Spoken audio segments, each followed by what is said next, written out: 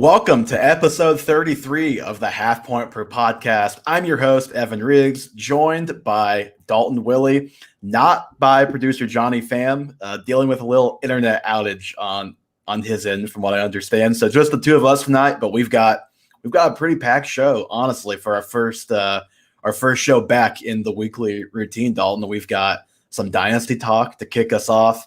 And then we're doing a redraft mock, but we're doing this one together, which we've never done before. We have pretty different opinions, so it should be interesting how we sort those out. But I guess, first of all, how's it going, bud? It is going splendid. I am just ready for football season to begin. I hate this dead zone we're in.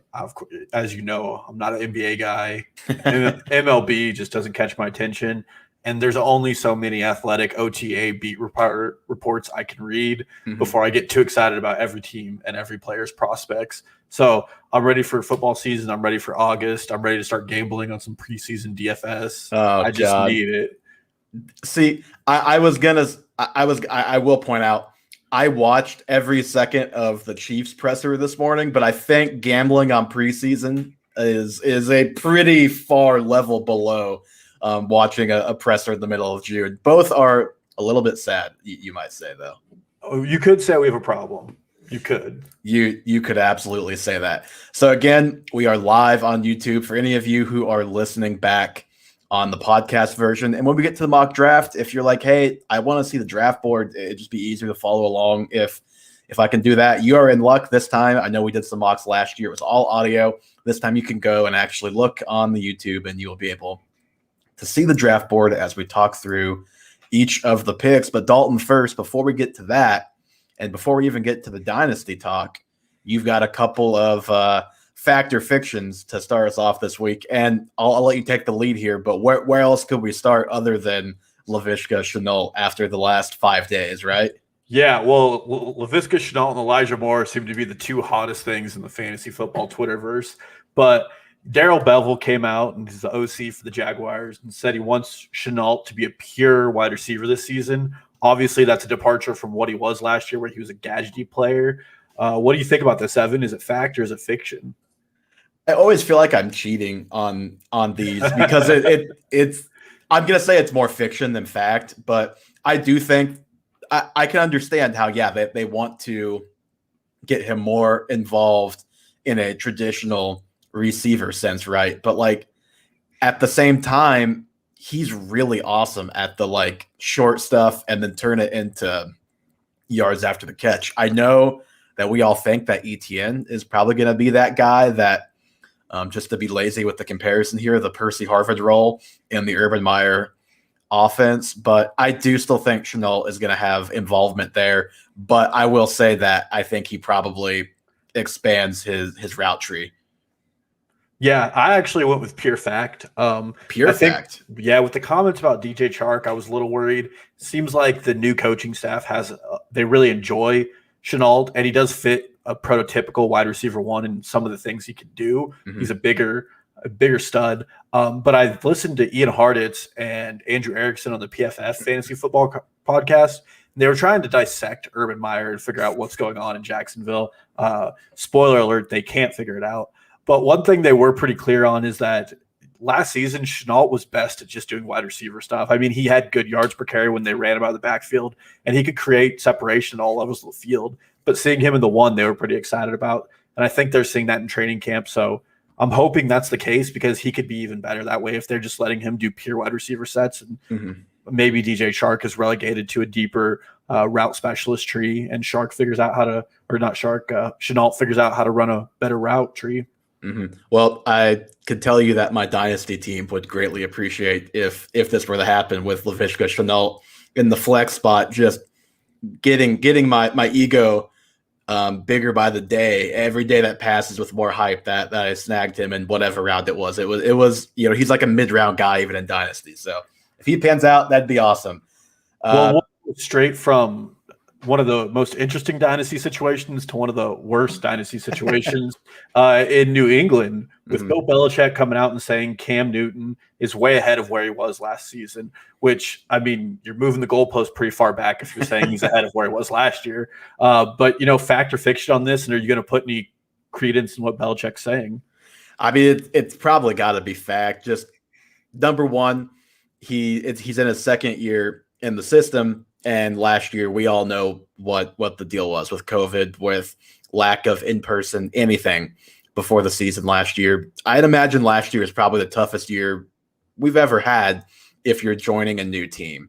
But then also Cam was fresh off his injury, so he, theoretically should be healthier this time around too, because he's got the injury further in the rearview mirror. I know he was banged up last year, but I don't know. I'm saying fact, but I also does it really move the needle for me? Do I really care? No, I don't think I really care. I don't know if you agree with this, but I would say Mac Jones being the starter probably gives us more fantasy-friendly situations to get involved with than Cam Newton. Well, for the receivers, probably not. But again, who on that, Jacoby Meyer, are you're maybe going to roster him, but you're never going to start him unless he does something we don't expect and turns into a starter. So yeah, I guess I would say that's true, because if Mac Jones is the quarterback, then you've got to think more rushing touchdowns are there for Damian Harris specifically, and then God forbid Sony Michel get involved on that front too. So I definitely can see your point. Yeah, but I'm taking it as fiction too. I mean, not that it really even matters who's in quarterback. I said fact, but I also said it doesn't really matter. Yeah, so. Sorry, I agree it doesn't matter, but I'm taking it as fiction. I think Cam Newton he's over the hump.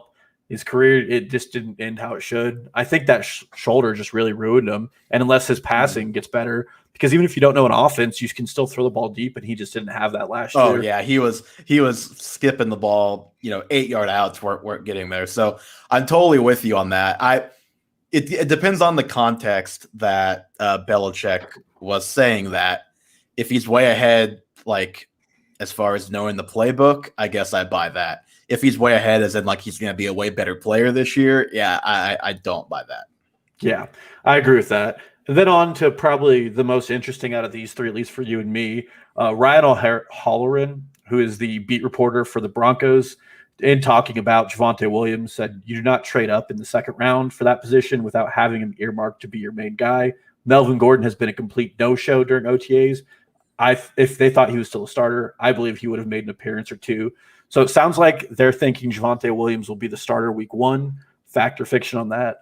Honestly, I'm going to say fact. We've talked about this a couple of times already, but Melvin Gordon was less than inspiring last year. He, on top of just not quite being the same guy he was when he was in San Diego /LA, he had a lot of mistakes, right? I brought he had a lot of fumbles that were pretty soft fumbles, pretty costly. It just kind of had that Le'Veon Bell stink of the Jets. Not as bad, but it was just this just isn't working. So the fact that, yes, they traded up, they drafted a guy who everybody thought was one of the top 3 backs, I'd say. And a lot of people maybe even thought he was the best back or the second best back in this draft. So yeah, I think he's going to be the week 1 starter. That's what my guess is. And then you've got the Melvin Gordon contract situation where it would probably just be financially wise if Javonte Williams could be their starter. Yeah, I agree with everything you said. We've talked about this situation a little more on this pod. But I mean, Melvin Gordon could be a cap casualty by the end of the season. Mm-hmm. They still have Rolls-Royce Freeman behind him, and then they have Mike Boone. And I know that name's not super attractive, but he's been a preseason stud for a couple years already. He is a solid NFL back. So why bother with a guy who's not showing up to OTAs and has been a locker room problem with the offseason DUI last year? Right. Well, and then correct me if I'm wrong. Isn't there somebody from the Vikings? Who is it from the Vikings who's now in Denver? It's Mike Boone. Mike Boone. Well, no, not the player. Is it coach? Is it GM? There's somebody there. Oh, it's the assistant GM who became the GM. Yeah, so the narrative street that I've heard, which could be true, could matter, probably won't, but at least it's part of the discussion. The guy that brought Boone to Minnesota as an undrafted free agent, I think, is now in Denver and probably was a part in bringing him there. So just they're probably fine with him being their second or third running back. Yeah, well, there was even some talk before the draft this year that Mike Boone could have a shot at that starting role by a lot of fantasy analysts who like Mm-hmm. him. So we'll see how it is, but that really clears up our fact or fiction. Mm-hmm. Yep. So, all right, let's jump straight into some dynasty guys to trade for. I'll start because this is going to build right off of the first fact or fiction here, but we'll start with guys to trade for. And Dalton, I've got DJ Chark as a guy to trade for here. So I know you expressed some concern, and I have too. But I was looking at Fantasy Pros, not really looking at ADP because I can find very different average draft position almost no matter where I look. So I'm just still looking at rankings right now. But he's wide receiver 30 in Dynasty on Fantasy Pros, which here's the thing. If you're trading for him, if you're trading for anybody right now, unless you're swinging big and trading for a star, you're probably trading for a rookie that you really like and didn't get, who's like a late guy, or you're trading for a distressed asset. And even with Trevor Lawrence there, I think DJ Chark at this point is a distressed asset. You've got the Laviska Shenault positivity every time they get a chance to talk about him. It has not been so positive about DJ Chark. You have Urban Meyer basically point blank saying, I hated the way he played last year. I told him when I watched film, he played like he's small. And it's really hard to know who is actually going to be better between Shenault or Chark because the situation was just so bad last year that it's just hard to really judge anything by it. But I think what I can safely say is I think both of them are good players and both have a chance to be very good fantasy options in what we think is going to be a superior situation to what they had last year. So even with the Trevor Lawrence boost, even with just the situation boost as a whole, I think the Shenault positivity coupled with the Chark negativity, I think you could get him at a pretty good value right now. What do you say about that? Well, first, it's funny because you and I are probably doing the same strategy here where we're going for distressed assets on the team. Mm-hmm. And I agree with you, especially right now if you have a league mate who owns him who's really into the headlines. I mean, we all know that this time of the year there's a lot of smoke and there's not a lot of fire to go with that smoke. Mm-hmm. And DJ Chark has just been, unfortunately, the benefactor of some very negative press. I mean, the 7 pounds like Urban Meyer, and then Shenault just killing it at practice. And then you have Travis Etienne, who looks like he's going to be featured more heavily in the pass game, and Marvin Jones, who is still a very high caliber NFL deep threat, had over 1,000 yards last season in a very, very unfortunate Lions offense. So you put all of those factors together and you can really, especially if you're trading for him, put a little idea in your league mate's head. I mean, where does Chark fit in? He's not the big guy. Shenault's the big guy. You have a deep threat in the NFL who is specifically brought in by the current coaching staff. And Chark definitely doesn't profile as a slot player, and Etienne's getting a lot of the slot work. So suddenly, is he the fourth receiving option on that team? You could really throw those out there. I don't think any of those are true, but and even if they were, it would obviously affect his value now and his value for the foreseeable future. But remember, we're talking dynasty here. So even if it were a rough 2-3 years, if you still get him at a very good value, it could still work out for you in the end if he ends up in a different situation. Not saying that's what you want to happen, but if you just believe in the guy, it's not a bad strategy taking a shot, even if the situation has questions.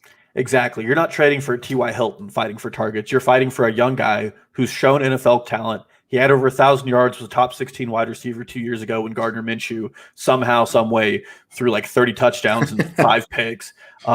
But coming back from that, I mean, DJ Chark has shown the acumen to be an NFL receiver. And if he doesn't last in Jacksonville, there are going to be teams that are going to need that. Mm-hmm. And that's where your dynasty value goes from. And he's probably not going to go for a lot right now. Yeah, no, I was going to ask. So we mentioned distressed assets. We've talked about the Jaguars. Would you trade James Robinson for him? I'm like, what do you think that type of deal would look like? Who says no in that situation? I mean, I would trade James Robinson for DJ Chark. I think I would too, and I think just because he's a running back, I think you could probably pull that off. Or like Ronald Jones is another guy that I wrote down. Another it would be Robert Woods. That's giving up a little bit more, and it's going same position, but you've got a guy who's 29, who he is under contract until 2025, but with his dead cap situation could be cut sooner than that. Don't know how much longer that prime is going to last. So if someone's in a win now situation, you could maybe pluck Chark for a guy like Woods, who's a veteran. If we're assuming that anybody listening, if they're in a dynasty league, their rookie draft is 3 rounds, what's the highest round of a pick you would give up? I think I would give, if I'm trading mid-year and I know I'm going to be good, I would maybe give a 1. If I'm trading right now, I'm probably not going higher than 2. Yeah, I would. I've taken this from Roto World and Fantasy Football to talk about this, but the value of a dynasty pick is not as high as a lot of people credit it to be, because there's just so many unproven talents in the NFL. I mean, last year you drafted Jalen Reagor with your 5th pick or something like that, sure. And that's now you can get a guy with your first pick like DJ Chark, who is absolutely an NFL talent. I would probably trade him for a first, no matter what. I mean, his 2 years ago, he's 2 seasons removed from 8 touchdowns and 1,008 yards and 118 targets. I mean, guy's just crazy. And the Jaguars just have a bad defense. I mean, they're still going to be uncompetitive defensively and going to have to put up numbers. And now you suddenly have a QB who could do that. So I would trade a first for him. Absolutely. Okay. Your first guy you would trade for. Well, we've heard this name on here before. We've heard it a lot last season, and I'm not getting off the train, and it's Michael Gallup. Michael Gallup. Let me first say, I don't think there's any more clear-cut wide receiver handoff in any fantasy football team. If Cooper, who just had ankle surgery and has a history of going down, or CeeDee Lamb go down, suddenly, like, Michael Gallup has top 12 weekly upside. Yep. Secondly, he's an unrestricted free agent after this season. He's going to go somewhere else. I'm pretty sure of that with the needs. You would think. I think we were probably both saying that, surely the Cowboys will trade him after this season, and that didn't happen. But, yeah, you would think he will not be back there next year because someone will pay him a decent amount, and it should not be the Cowboys for all of the weapons they have and what they need to go get. Yeah, with the way their defense looks, I think he walks and he goes somewhere, and he can immediately step in and be an alpha wide receiver 1, I think. So I looked into it, some interesting stats. Even though he ran fewer pass routes than CeeDee Lamb and Amari Cooper last year, he averaged 1.71 yards per route run, which was 28th in the NFL, and it was above CeeDee Lamb. And what I thought was really interesting, so when Dak went down, you would have expected the talent to really gobble up the targets in Amari and CD, but the exact opposite happened. So without Dak, Michael Gallup averaged 5.6 target with Dak. Sorry, he averaged 5.6 targets, and without Dak, he averaged 7.3. Out of that, well, let me tell you, as someone who had Michael Gallup in the early part of last year and had to start him a couple times, it was maddening. Even with Dak, when they were putting up 1,000 points and 2,000 yards a game, it was like, could you just throw the Michael Gallup like 3 times, please? Like, what is going on here? And you watch the playback, and he's deep free, and he has a free release against the corner, and they just don't throw it to him. But he got more targets than the other two. And for as frustrating and as upsetting as his finish was last year, he finished at wide receiver 36. And we found his floor, and he was playing in an offense that was Andy Dalton and DiNucci to end the season. I mean, those aren't very good quarterbacks, and you just know there's going to be some boom weeks. And all of a sudden, if you get one injury, Michael Gallup is an immediate start. And I think right now you can trade him for, would you trade handcuffs for Michael Gallup if you were a Gallup owner right now? Like a Chuba Hubbard or I think it's Chuba Hubbard. Chuba Hubbard. Hubba Bubba. Chuba Hubbard. Hubba Bubba Max. Whole new kind of bubble. Yeah, I think I would definitely do that. I think you would have to probably, if you're the Gallup owner, would want more than that, I think. But I will say, yeah, this fits in again with the distressed asset thing because it was very up and down last year, especially if you're in a dynasty where you had this league last year and this person had Gallup last year. They might just be playing sick of it because I dropped him halfway through the season because I was like, I can't start this guy. He has one good game out of every 4, and I never know what it's going to be. I'm just better off using this roster spot on somebody else.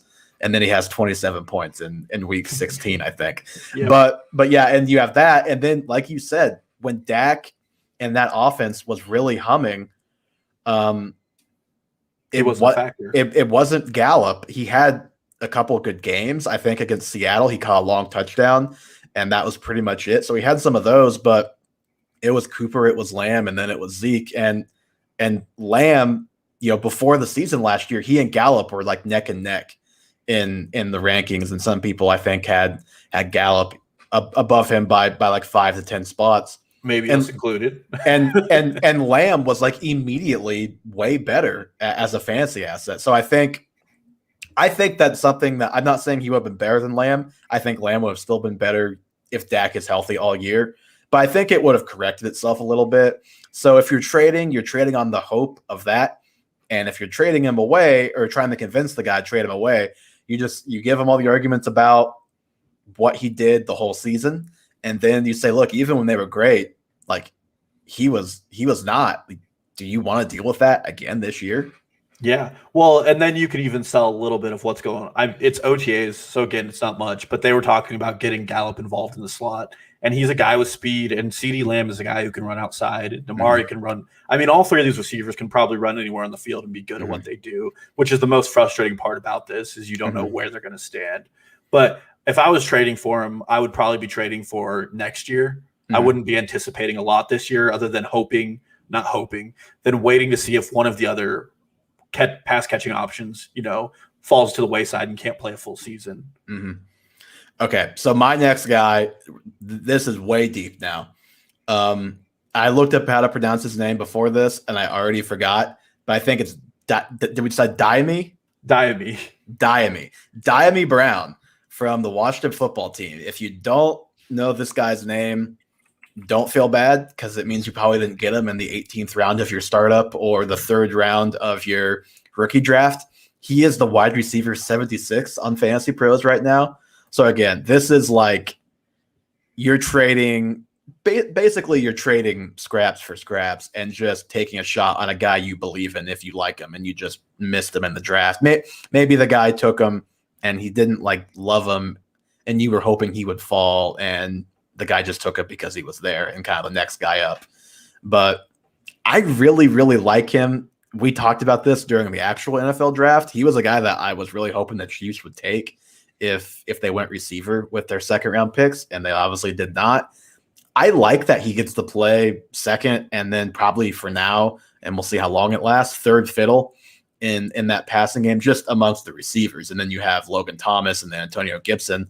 I don't mind that because he's a deep threat. He's a lot like Terry McLaurin.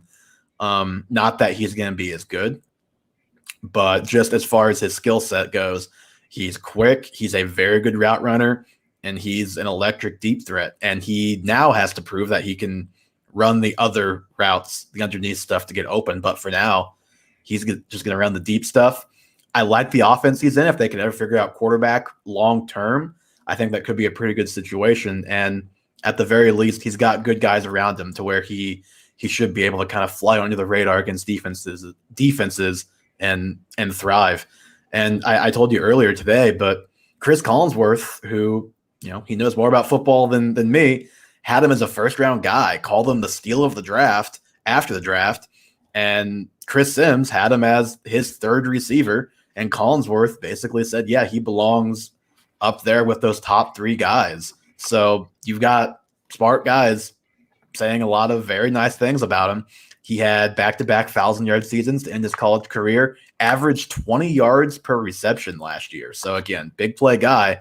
Another pretty impressive stat here per Pro Football Focus. He never dropped a contested catch in college. He had 49 contested catches. So he can go get it.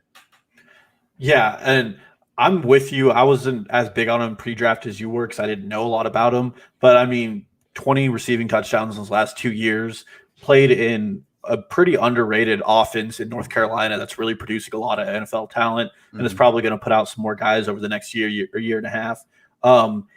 The big question mark with him, and it's good because he's a rookie, is whether or not after this season Washington figures out a quarterback situation. Until the one playoff game he had against Tampa Bay, Taylor Heineke was a virtual no-show, non-factor in the NFL. It's he just found his competitive edge playing Tom Brady and still couldn't get the job done. But I don't think Curtis Samuel stands to take a lot of those deep threats away from Brown in this offense. I do think Brown kind of fits the position they were looking for last year with Steven Sims Jr. on having a guy who can stretch the field. So and hey, if you're going to buy into the Fitzpatrick likes to sling it, this is the guy who's going to be the furthest down the field a lot. So. Absolutely. And I mean, he's never going to face cornerback one competition on the outside because Terry McLaurin's going to warrant that. And he's going to be in competitive game scripts all season long with that defense in Washington. So he's definitely a good guy to trade for. I think the bigger issue is whoever took him in your rookie startup probably knows what you know at this point. You might be fighting an uphill battle on that one. It's possible. It's possible. So but like I said, you could very well be in a league where it was the second or third round of your startup and he was just kind of the next guy where at that point, you mentioned that the rookie startup drafts are hard. They're hard. They're not. It's not like you're getting 3 great guys every year. So it could just be you got into the second or third round and it was just kind of an ADP. Yeah, pick. And you just took who you saw. So if this is a guy that you like, or this goes for really any rookie who's kind of a late flyer guy, if you have a guy you like, you might want to go get him before he actually steps on the field and proves something. Or is an OTAs like Elijah Moore, and there's no chance to get him. Yeah, Elijah Moore was a little bit of a higher draft pick, but yes. Yes. In our Dynasty League, I was wanting to trade for Elijah Moore, and The Athletic would not stop tweeting and posting about what spectacular catches he was making, and I just knew that wasn't going to happen. Don't forget about my boy Michael Carter, that one-handed catch. He's just lucky that Tevin Coleman. Wow, I forgot my argument there. He's just lucky Tevin Coleman's not in OTAs right now. Okay, give me your second guy to trade for. Okay, so this is another – you want to talk about distressing asset. You go week 16 against the Chargers where this guy dropped 5 balls. His name is Jerry Jeudy. And I've thought about putting him on my list, and if he wasn't on yours, I had him down as someone I was going to ask about. So I'm glad you have him. So I love Jerry Jeudy as a player. He had 26 incomplete targets last year, which were attributed to Drew Lock. If you watch the games, it gets really frustrating really quickly because Jerry Jeudy also had the most targets on which he created separation that resulted in a quarterback fault incompletion. That's per PFF. So he was getting, 2-3 yards of separation, and Drew Lock was just missing the throw. I think Drew Lock was the least accurate starting quarterback to start over 7 games last season from PFF. But still, Jeudy had a really high target volume, which is a good barometer of a skill. He had 110 passes thrown his way. Granted, 26 of them just are completely air balls. And you get Cortland Sutton coming back into this offense. So Judy's not going to be the one playing against these, cornerback ones. But his future looks bright because for all that he's not good at, Teddy Bridgewater is an accurate passer. And if you're getting separation, you're going to be getting the ball from Teddy Bridgewater. He supported 3 top 32 wide receivers last season in Carolina. And going forward, I don't think Drew Lock's going to be an issue in this offense.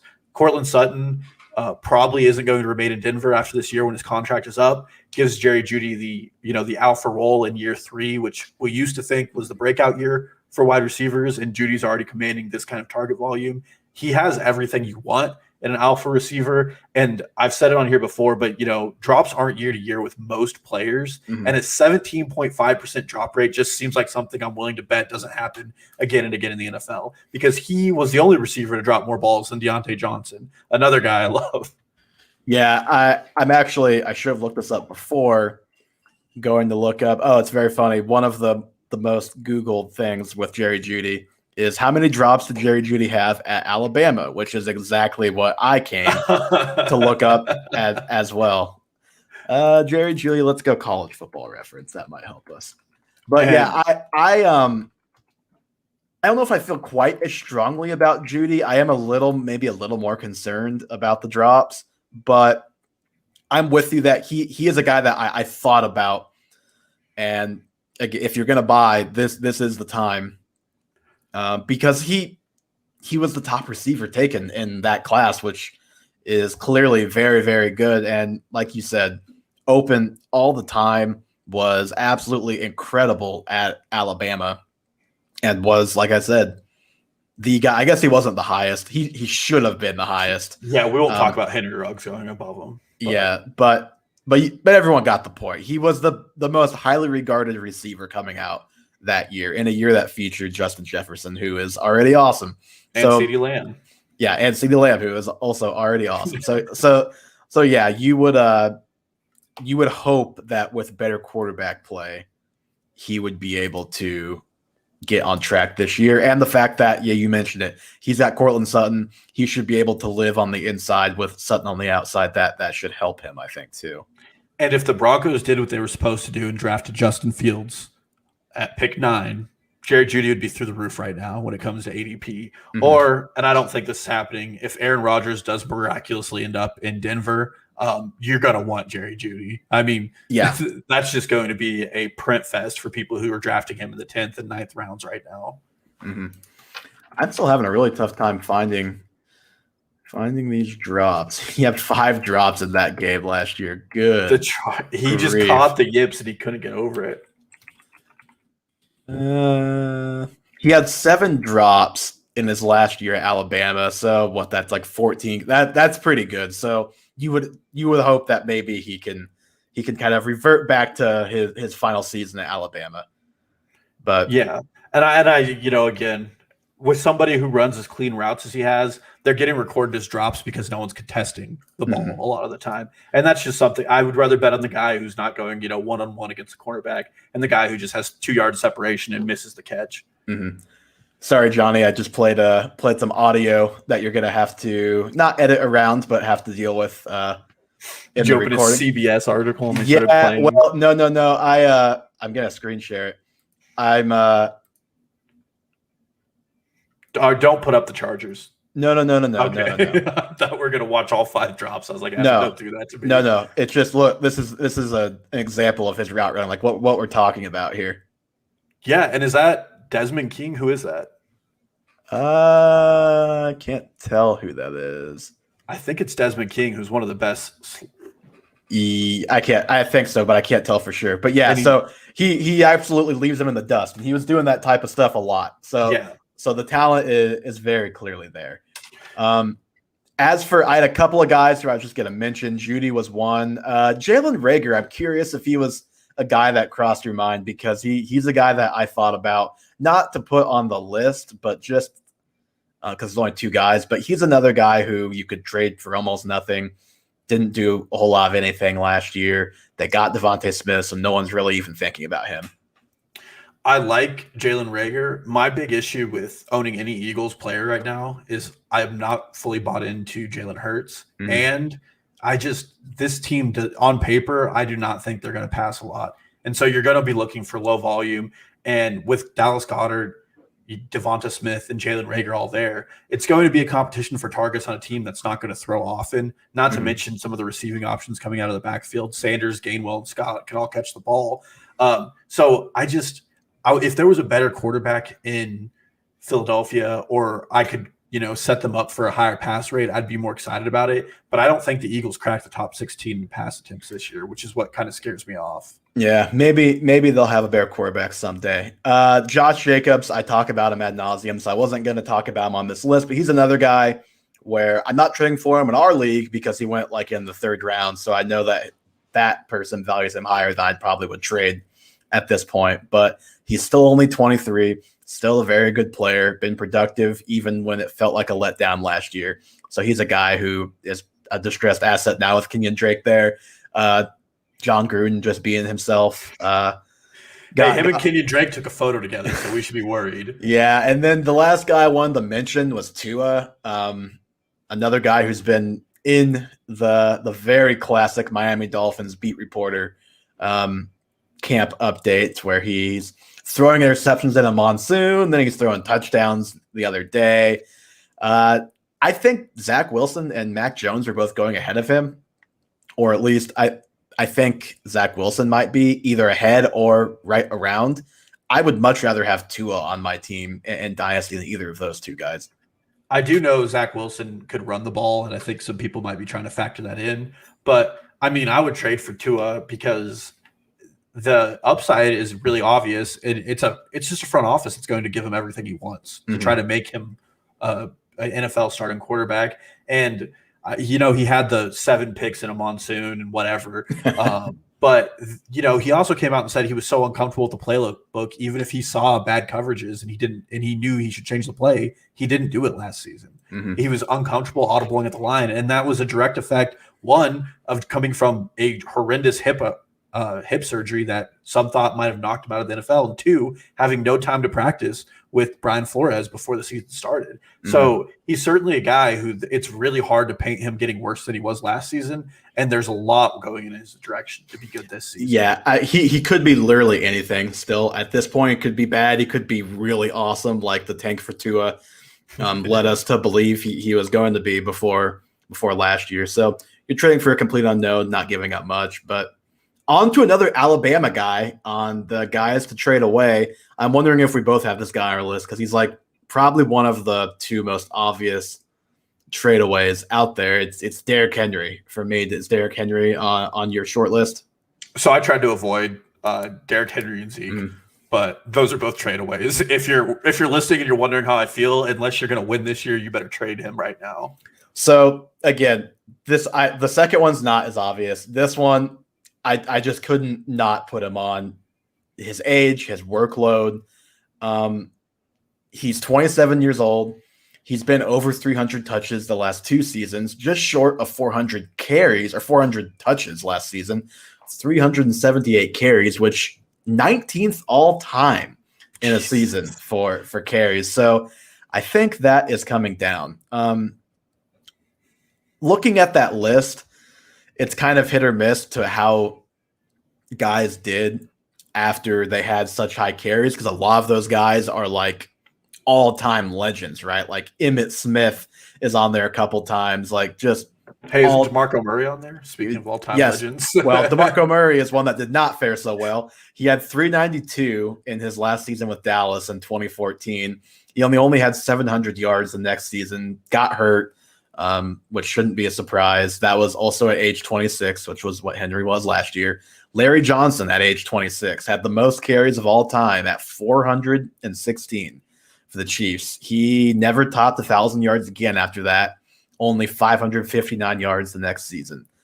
My biggest takeaway from looking at this is only 6 of those guys on that list, and again, like all-time legends, Eric Dickerson, Walter Payton, John Riggins, Curtis Martin, Sean Alexander, and then another guy that I had not heard of, but was from a very long time ago. Those were the only guys older than 27 who had basically that high of a workload. So the workload's going to come down. The production should come down. He is right on that precarious spot of maybe hitting his decline pretty quickly here. If you trade him away, you're probably going to watch him be absolutely awesome this year. But I would try and trade him now to get the most value you can to a team who is set up to win a title this year. Well, and I always take the take that you want to bet on people who aren't outliers. You don't want the small guys who turn into elite athletes. You don't want the running backs who only run the ball and, turn out elite production. Mm-hmm. And Derrick Henry is that.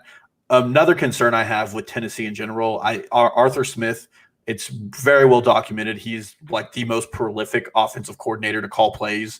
I mean, he was like 8% higher in red zone efficiency than any other team in the NFL the last 2 years. And those correlated with Derrick Henry's 2 best years. Go back 3 years when it was Marcus Mariota quarterbacking that offense. Derrick Henry was a 3rd, 4th round pick. And he came along strictly because of volume. And there's just a point where a guy can't hold up. Those guys you mentioned who were all above him were in a different NFL entirely. Mm-hmm. The way the NFL is played now, it is very difficult for Derrick Henry to do it. And there's no way he's changing his game. I mean, last year, Jeremy McNichols was the back behind him, and they wouldn't even throw Derrick Henry the ball. I mean, the Green Bay game, when they went down, Derrick Henry just disappeared. Yeah. And that's just a big concern. Tennessee does not have a good defense. They won a lot of close games last year. They start to get down, and suddenly Derrick Henry's just not a factor. So I would be looking to get rid of him in all ways possible. I agree with the trade away right away. And I'm never the guy who's like, oh, a team signed this guy to this contract, or they drafted him there, so they have to use him. But when you go get Julio Jones, you're gonna give him the ball, and you're still gonna give AJ Brown the ball. So you would think that there would be more passing in Tennessee this year. Yeah, absolutely. And then there's all the fun graphics that Ryan Tannehill like matches Patrick Mahomes and all these stupid metrics. Stupid nerds in your analytics. Okay, give me your first trade away. This one's going to come as a huge surprise for anybody who listened last year, but it's Miles Sanders. Let me just break down what. Let me just say I am loving this already. Go ahead. Let me talk about Nick Sirianni for a second, because I owned Jonathan Taylor last year. Nick Sirianni was the offensive coordinator. Here's the backfield splits for the Colts. Jonathan Taylor, 46.7%. Jordan Wilkins, 16.67%, and Nyheim Hines, 35.9%. That was on the season. The splits, all of those backs missed one game except Nyheim Hines. So I am willing to go out on a big limb here and say that Jonathan Taylor is miles better than Miles Sanders at running back, because he just is. And Nick Sirianni would not give him a 50% share of the backfield. And if you were a Jonathan Taylor owner, you remember the first 10 weeks of the season where Jonathan Taylor just didn't get on the field for quarters at a time. Mm-hmm.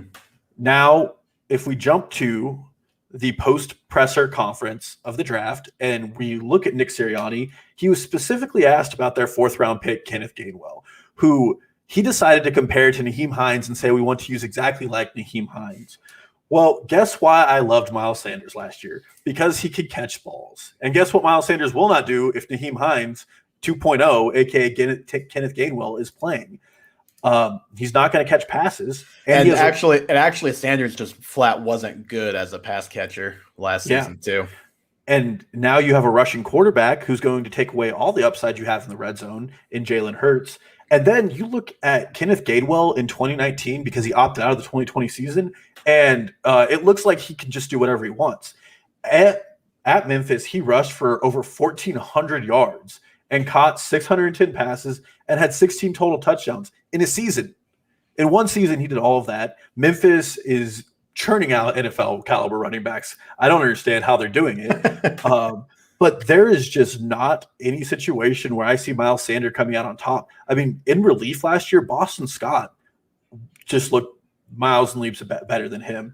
Mm-hmm. And Miles Sanders, at least right now, still sounds like a player who has an every down role. I don't think anybody reading the tea leaves thinks he does any longer. But now's the time to trade him, because you can trade him like an every down running back still and get something back for him. Right. I'm not going to comment too much on Sanders himself, because it just feels like low hanging fruit for me at this point if I do. But if you can get anybody to peg you like he's a high end RB2, then yeah, I say do it, because that's about where he's going in a dynasty startup again, right? Like he's going as like the 20th, 18th to 20th running back. And, maybe he's that this year, but the thing you didn't mention that he has coming up is he's going to be a guy who wants to get paid, who probably the Eagles aren't going to want to pay because he's not good enough to pay a running back the amount of money that he's going to think he deserves, quite frankly. So you just have all of that coming. And yeah, it's a situation that I would never have wanted anyway, but now especially I would be looking for a way out if I had him. Well, and again, this is reading really deep into it, but in the presser, when asked about him, Nick Sirianni said he's shown that he's been really good in protection aspects as well as going every time. It's not just a pass play right to him. He can protect, he can run the ball. I think it's a good comparison, but I think he can do things Hines cannot do. I mean, it's just, I really think Gainwell is set up in a year to be the RB1 in Philadelphia.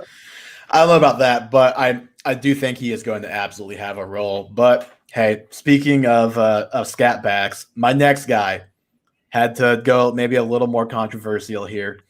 Chase Edmonds is my trade away.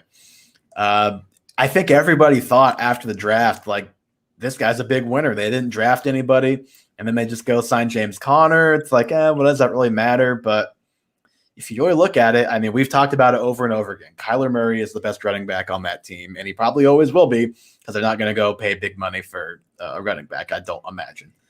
And And you've got James Conner, who you could very easily see taking the short yardage, the goal line type of work. And then you even have Rondell Moore, who is Mr., 600 and whatever pound squat, who I think he is going to be kind of that extension of the run game type of guy, that Deebo Samuel, the Laviska Shenault, obviously AJ Brown, not to that level, but just the way he's used. I think that's kind of going to be what you see. So I think you could even, Edmonds, we saw last year, everybody wanted to give him the job, myself included, because I don't like Kenyon Drake very much. Everybody wanted to give him that job when Drake went down, and Edmonds just kind of proved that he's not a very good between the tackles guy. He's a good pass catcher, and he does well in space. But I just don't have faith in him as an every down back. And then when you have the passing game could take a hit with Rondell Moore, and obviously they have other weapons too, but more specifically taking away some of that dump down stuff.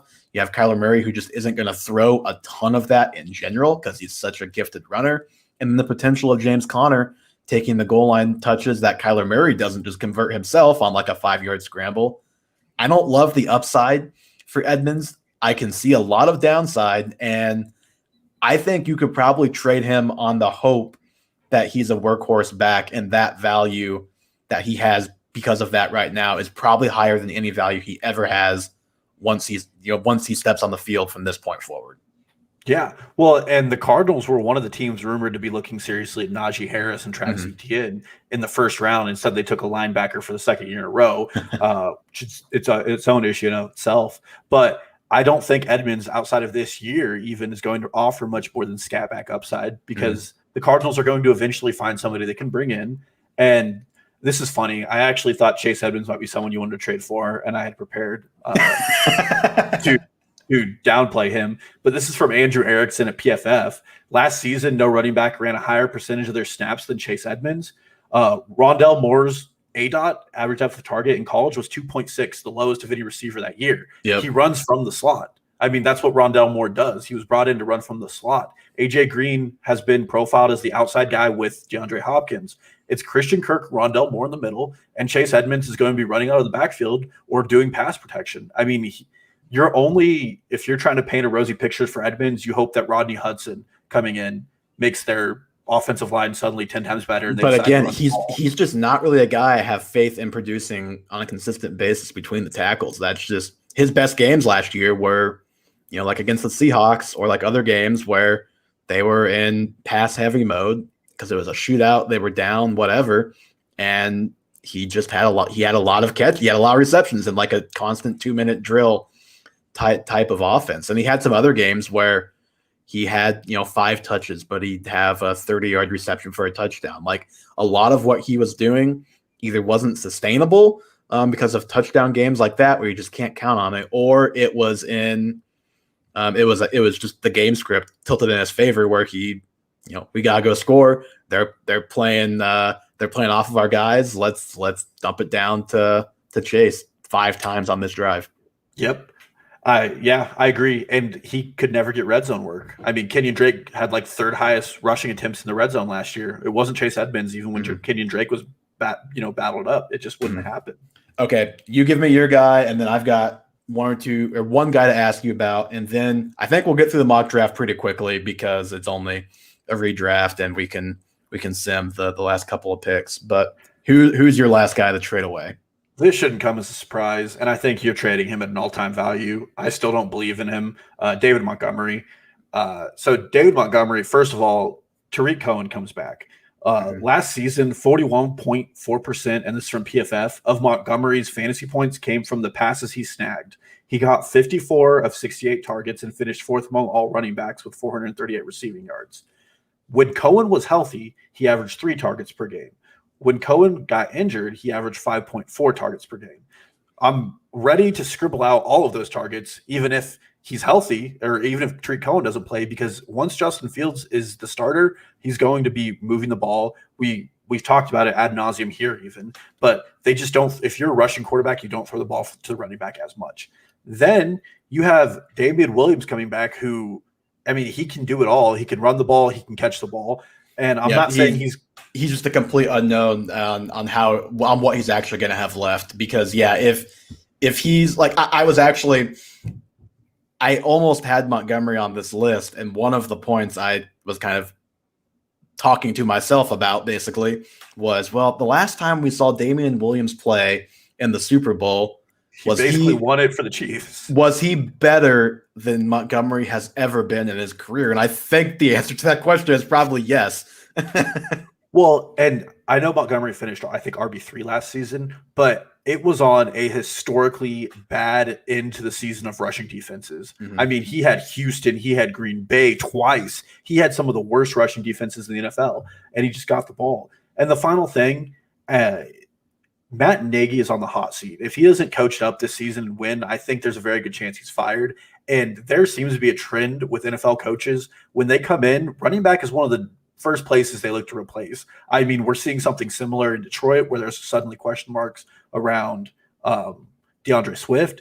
We saw it in Jacksonville where, blessed be his name, James Robinson is, an afterthought. And we're seeing it in New York where LaMichael Pirine, a second-year guy, isn't getting any talk anymore because all of a sudden Michael Carter's the guy. So you just don't want to be in a transitory situation. Montgomery's going into his fourth season, so he's going to be coming up on his rookie extension. And if he doesn't pass, who knows where he ends up. I just don't like the situation he's in, and you can sell him as an RB3 right now. For sure. I mean, the thing I will say, I don't think you could probably sell him that high. It seems like the fantasy community is kind of wise to what happened last year. Like, he's going around like the RB20 range. Like, I was totally ready to come in guns blazing this year and Miles give or Montgomery in the second round exactly horrible value and give the argument like I did with Sanders last year that this guy is not like a late first, early second round pick, because I really thought that's what it was going to be.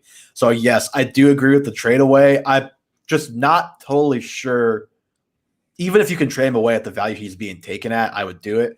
I'm just not sure what the actual like max is. But yeah, we've talked about him. I agree with everything you're saying about him as a player. I think he's pretty uninspiring to say the least as a running back. And yeah, there are a lot of things about that situation that at least bring up some red flags. One guy that we did not have on our list that I thought about, but then I did a little bit of research and stumbled onto a podcast was Travis Kelce. And I'm curious if you thought about Kelce on this list at age 32 here. I didn't. And it's just, I mean, Travis Kelce alone can probably bolster you to like 4 wins a season with the positional advantage he's giving you. And I just don't think people value him in the right. They think this might be his last season or next year might be his last season. I think that's still up in question. He's just so generational what he does. It's not like he's a bang and bruiser guy who fights people for yards. He can do that, but he's a guy who just magically is open every time they throw the ball to him. So I think he still has a longer time in his career, and I don't think a lot of people value him that way. I mean, 3 years in Dynasty is kind of a lifetime, and I could see him, his third year finishing as like the wide receiver or the tight end 9, and that's still a great finish for all things. So I thought about Kelce just because with the age, and he's coming off of 5 straight seasons as the tight end 1, which I doubt anybody has ever finished 5 straight years at any point in NFL history as the number 1 guy at their position. Maybe LDT. Maybe, but even then, I don't think so. So I stumbled on the CBS Fantasy Football podcast. They were talking Dynasty about a month ago, and the topic of Travis Kelce came up. Credit Adam Azer for all of these stats here. So at age 32, going into their age 32 season, Tony Gonzalez had played over 170 games. Kelsey's only at like 110. He's like in the teens, like 115. So in football years, he's like quite a bit younger than Tony Gonzalez was at this point in their careers. And again, Tony Gonzalez might be the best tight end of all time. But also, Travis Kelce might be the best tight end of all time. So it's not like I'm comparing just like a pretty good guy to Gonzalez. Like we're comparing generational here. Different kind of players, but same level of talent. In his last 6 seasons, which 2 of them were with the Chiefs, 4 with Atlanta, 0 with a guy like Patrick Mahomes, Tony Gonzalez was the tight end 1, 6, 6, 4, 2, and 4. I'm not saying that's what Kelsey is going to do, but like, why can't he have 4 more years of top 4, top 5 tight end if Gonzalez can do that with worse quarterback play? So that, as silly as it might sound, just that alone made me take a step back and think, okay, maybe I need to reevaluate how scared I am of Kelsey in like 2 years, because he might still have a lot more left than I originally thought. Yeah, and you'll be beating yourself up if you don't have him and he plays 4 more years and is a top 8 tight end every year. Yep. If Kelsey is still absolutely balling when he's 35, you're going to be livid. If you do have him on your team, though, or if you go trade for him, I'd recommend having a team ready to win still, because if you have Kelsey, you want that positional advantage to go make your title run. But okay, I think we've done enough on that. We are at 56 minutes. No mock draft yet, but again, shouldn't take too long here. Let me share the screen and get the mock draft pulled up. If you are listening on the podcast and want to go back on the YouTube, we're at about the 56-minute mark in the show. You can see it on your phone too, I'm sure, obviously. If you want to go ahead and fast forward to that. And we have the mock draft board up and live now. We chose the number 10 overall pick because we wanted it to be a debate on what position we go in the first round instead of taking a running back in the top 5 and then having it really start in round 2. So Dalton, are you ready? I'm ready. All right, we will get this thing started. Begin draft. And again, this is half point per reception, as per usual, if you couldn't figure that much out by the show title. And this is redraft as well. So we're jumping from Dynasty. In the redraft, we've got Chubb, Jonathan Taylor off the board right ahead of us. Zeke goes number 6. So we're looking at Tyreek Hill, DeAndre Hopkins. I mean, this is where you could take Kelsey too if you wanted to veer off in that direction. Diggs, AJ Brown, DK Metcalf. Those are kind of the main guys here. Dalton, who are you thinking at this spot? I think it's a no-brainer with Hill. I mean, he's the wide receiver 1 last year. There's more targets available in this offense, better offensive line. Mm-hmm. I mean, everything looks to be trending towards the Chiefs being more explosive this year. Mm-hmm. Patrick Mahomes at full health. Last time we saw that was 5,000 yards and 50 touchdowns. So I like Hill a lot here. I think he's the best wide receiver this season. Yep, no, I agree with you. Tyreek Hill, number 10 overall, maybe. There we go. Bring it back around. Diggs goes, and then who else went? Kelsey goes. I was wondering if we were going to maybe be able to get Kelsey and Hill.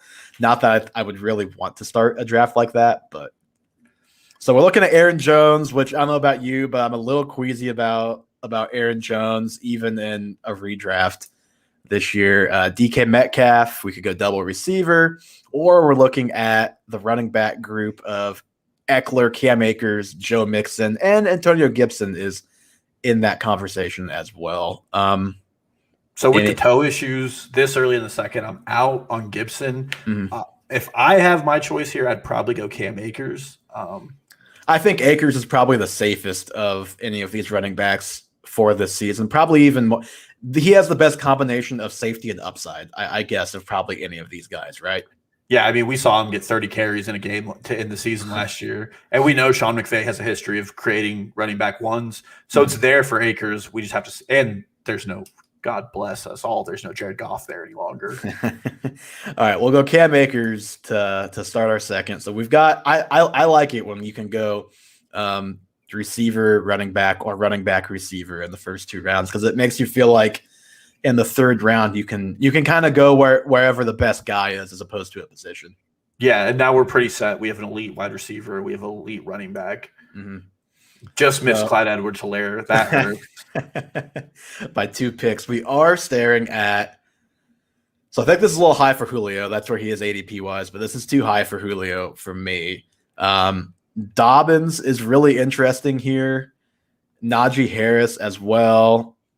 As far as receivers, Amari Cooper is probably the only receiver I would consider here, because like DJ, we could probably get DJ Moore. There's more receivers than running backs here that I like. What do you think? I mean, we're looking here. We've got still Kenny Golladay, CeeDee Lamb, DJ Moore, who are probably Deontay Johnson. At least one is going to be there on the wrapper at the turn. So Yeah, I think we're going to have our first fight here because I think I know who I want. And I think I know who you want. And you want J.K. Dobbins and I want Najee Harris. Well, okay. I'll take this pick and you can take the next pick that we disagree on. And that works for me. And we'll go Dobbins here. Next disagreement is you. Najee Harris goes next.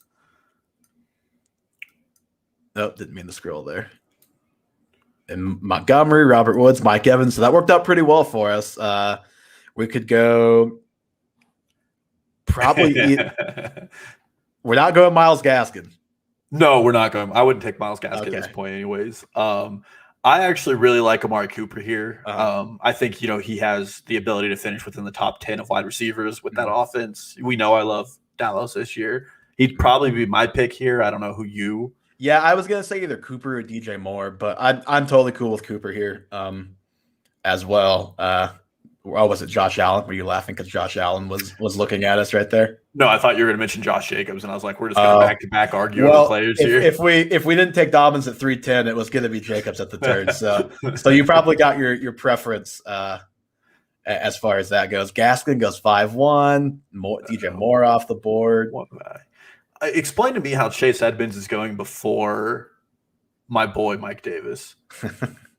Yeah, again, talked about him plenty earlier in the show, but I'm not a Chase Edmonds believer. Even in just redraft where you only have him for this season, I just could not bring myself to pull the trigger to make him. He is a starter if you draft him this high.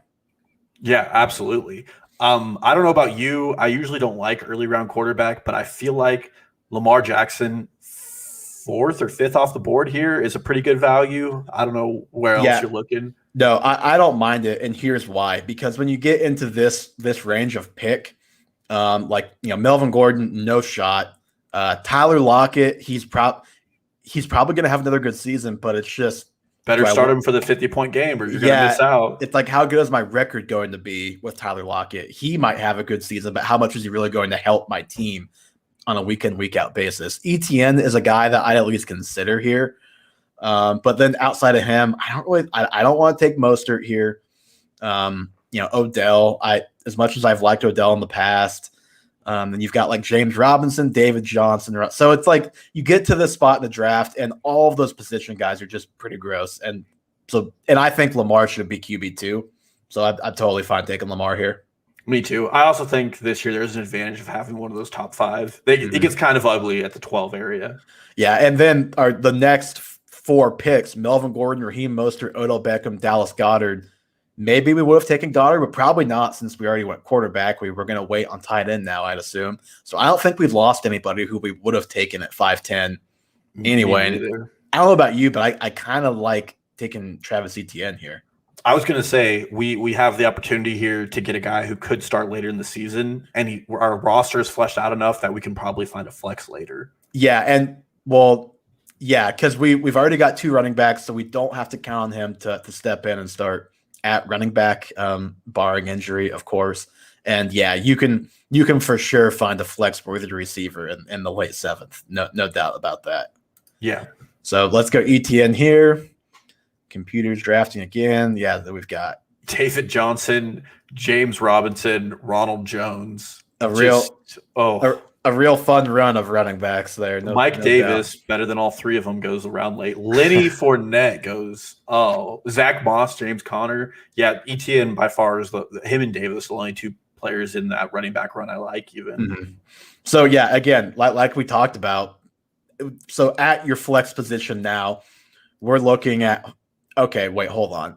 Man, I think we both want the same player here. Well, how is Javonte Williams still on the board? That's what I was going to say. I was going to say we've got plenty of receivers. There's Juju. There's, I don't love Boyd, but he could be a flex.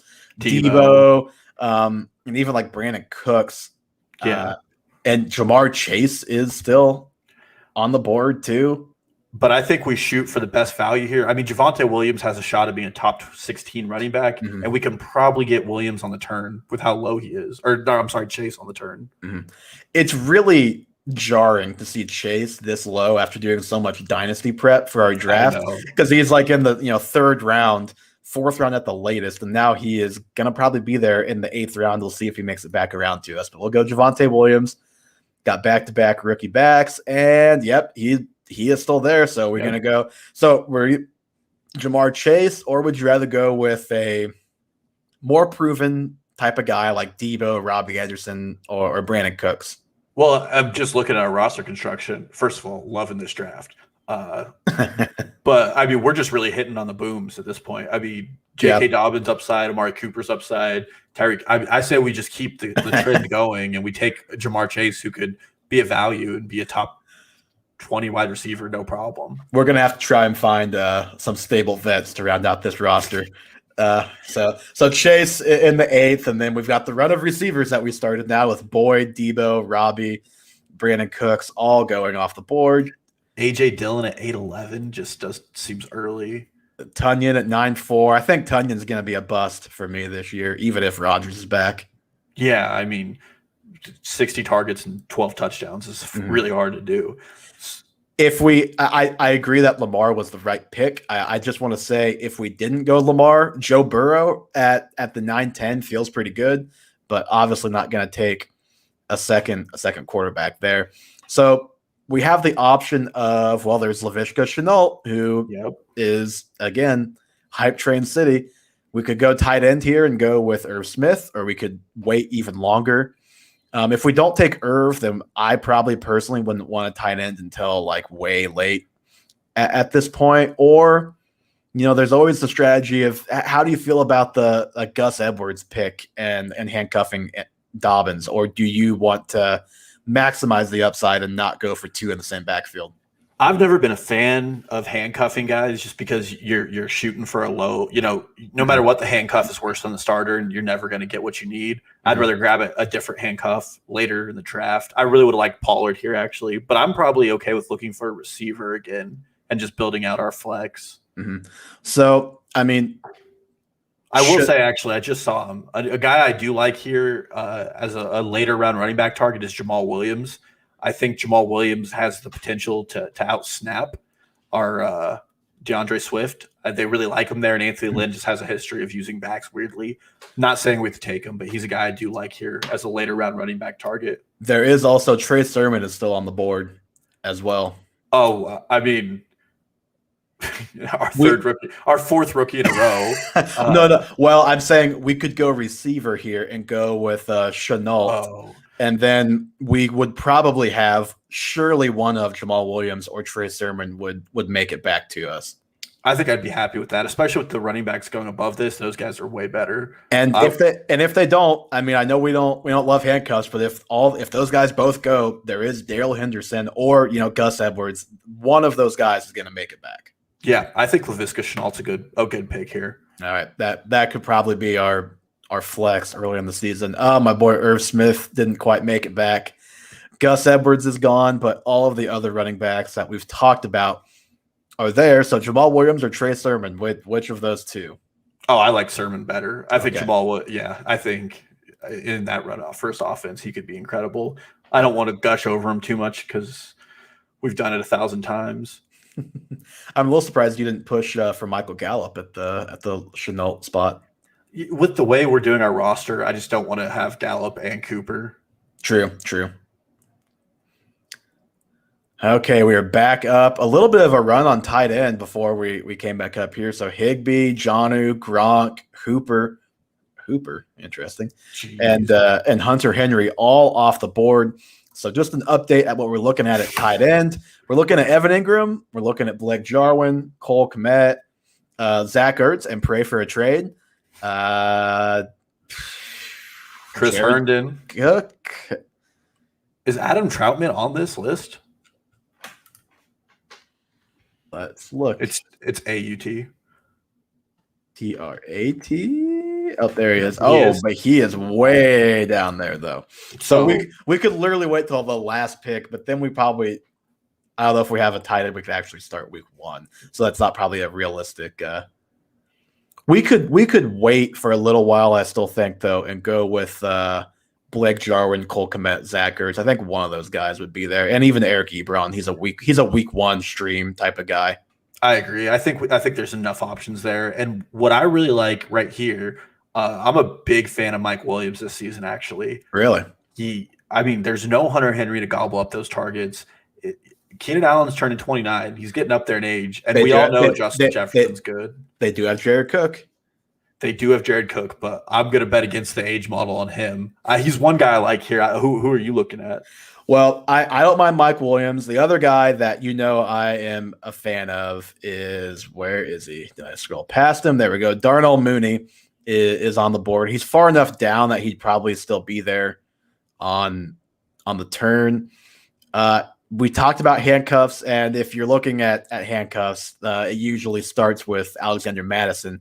He is still there if you wanted to throw him on the bench. Kind of depends on which route you want to go here. Yeah, I mean, we have 5 running backs. I'm feeling pretty confident that we're going to be able to have a startable guy every week. Mm-hmm. I kind of like the idea with getting a wide receiver who's going to offer us some upside. Darnell Mooney and Mike Williams are similar situations. I like Williams more just because I know the quarterback play. If I knew Justin Fields was starting, I think I would like Mooney more than Williams. Mm-hmm. Okay, we could go Williams, and that can be the first one that we disagree on completely. Not completely, but Williams would have been my second guy, Mooney in my first. So we're close there. And Madison did make it back to us. So Evan Ingram, Marvin Jones, James White, and Michael Pittman. I'm just curious how off these ADPs are, but I haven't seen Elijah Moore go. Is he on the list still? I don't know, but Sleeper just updated their ADPs. Yeah, well, if there's a guy I would have preferred to take a round ago, it would have been Elijah Moore. Well, with the way their ADP is, he's going to be there for a while. Absolutely. A while. So we don't have to take him yet. If you wanted to take Madison, he's still there. We probably couldn't hurt to look at tight end at this point. Only 4 picks left. I agree. I think we can grab a tight end now and then wait for the last round for our last tight end. And I did also keep in mind, I did leave kicker and defense up, so we'll just superset the last 2 rounds. But I left that up just because I feel like a lot of leagues still have that. So for those of you that still do that, Wi-Fi is a thing these days. You don't have to use dial-up internet. You can also get rid of kickers and defenses. So we've got 2 more picks. We can make one of them a tight end, and I'm sure we could Elijah Moore could be there for us at 13-10. Yeah, well, if we're just doing one tight end, this hurts because we didn't take Mooney, so I think Cole Kmet probably makes the most sense to me. I think Freiermuth kind of endangers a little bit of Ebron's work, and I just don't trust the Steelers at all. I'm curious. Their projections change so much. Right now, he's projected for 1.45 points in week 1. But you know what? That's okay. I have faith that's going to go up, and we're going to be fine. It's fine. And I'd feel so much better if Justin Fields was starting. I'm just going to repeat that again. Darnell Mooney and Henry Ruggs going late. Yep. I think Nelson Aguilar is a steal here at 13-2. He's probably going to be the wide receiver 1 there, unless Jacoby Myers does it like they were talking. Yeah. But we'll find out. Yeah, so Elijah Moore is still here, unless there's any there's a Marlon Mack, Darius Slayton, Paris Campbell, McCole Hardman is an interesting name at this point. Rashad Bateman, any of those guys over Elijah Moore in your mind? I actually like Kenneth Gainwell here. If this is our last pick before we send defense kicker. This is our last pick. So let's see. We've got 1, 2, 3, 4. We've got 5 receivers, 5 running backs. So I think we're right. 1, 2, yeah, 3, we're right 4, 5. Yeah, we're 5 and 5. So okay, who'd you say again? I already forgot. Kenneth Gainwell. Oh, Gainwell. Where is he? I remember passing him. Just gonna have to search him. All right, so Kenneth Gainwell, and then we will just super sim. I'll just let it go, I guess. I don't want to lose the draft or something by accident. Yeah. Well, I guess we could talk. I mean, you'd probably take a defense before a kicker here, right? Yeah. Let's look at defenses. Oh, I'm searching Gainwell. That's why no one's there. Well, watch the football team. Okay, easy pick. That's just well, thanks for consulting me. Don't worry, you can pick the kicker. I will say this is a really smart draft board since no one drafted a defense until the last 2 picks. Yeah. The New York Jets ADP is much too high because they went drafted. Who do they play week 1? I can't see who they play week 1. Let me just look. It doesn't matter who they play. That defense is going to be miserable. I didn't even look at who Washington played week 1, but they're just so good. All right, pick your kicker. Look at the screen. Let's see here. Tyler Bass. All right. Plays for Buffalo. High scoring. That's all you target with kickers is who's going to score the most points. That is very factual. So, okay, let me get out of this, create a copy of this draft board so I don't lose it.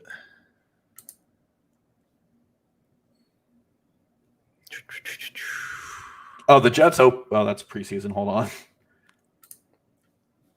The Jets open. It's a revenge game. They play the Panthers. I just remembered that. Yeah. So yeah, probably not that. Even though Darnold's not great, I'd imagine McCaffrey will have his way in that game and others. So, but yeah, we can go through our team just one more time and maybe give our favorite picks and maybe a least favorite if we have one. So we went Tyreek Hill, Cam Akers, J.K. Dobbins, Amari Cooper, Lamar Jackson, Travis Etienne, Javonte Williams.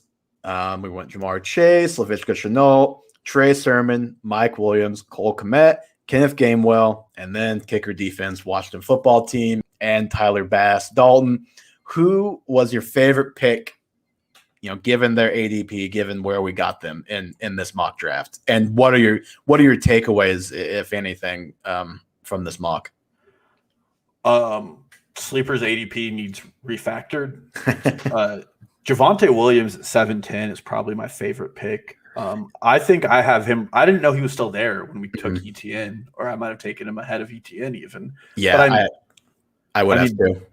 You got Connor, Moss, Fournette, Davis, Dillon, Singletary, Pollard, Hines. All the guys going around him are just absolutely horrible. I mean, there's no role for them to have on their teams that's good. What about you? What's your favorite pick? I think my favorite is probably Shenault. I mean, you've got a guy who I think could realistically be a top 24 wide receiver this year who we got, at the end of the 9th round. And obviously the same goes for Williams at the end of the 7th, but just the value 2 whole rounds later to get a guy who I think could be an every week starter and, embolden us to trade an Amari Cooper if we wanted to make a big move, or trade Shenault to bolster running back if it needed to. And I just overall, I like how the roster balance turned out. It wasn't planned. We came into this with no plan, didn't even talk about it all before we did it.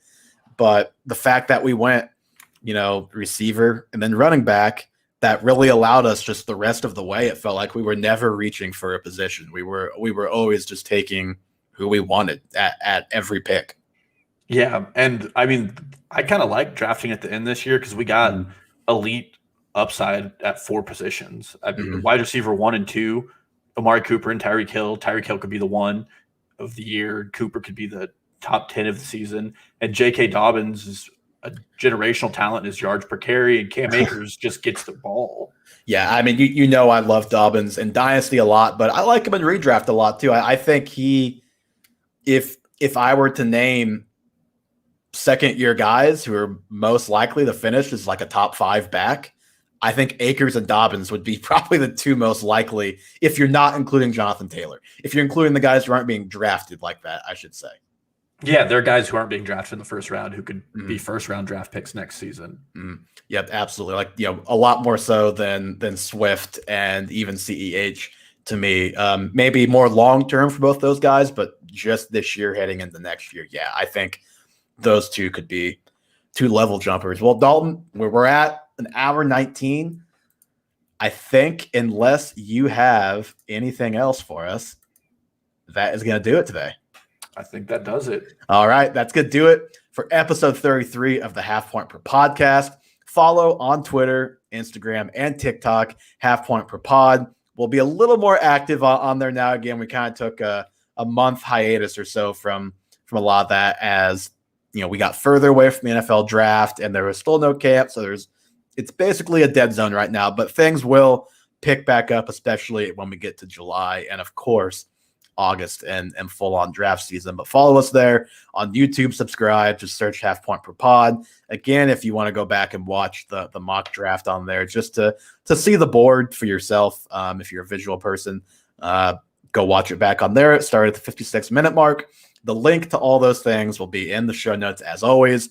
Leave us a review on Apple Podcasts. You can listen on Spotify and Apple and anywhere else you get your podcasts. And for the first time in a while, we will talk to you again next week.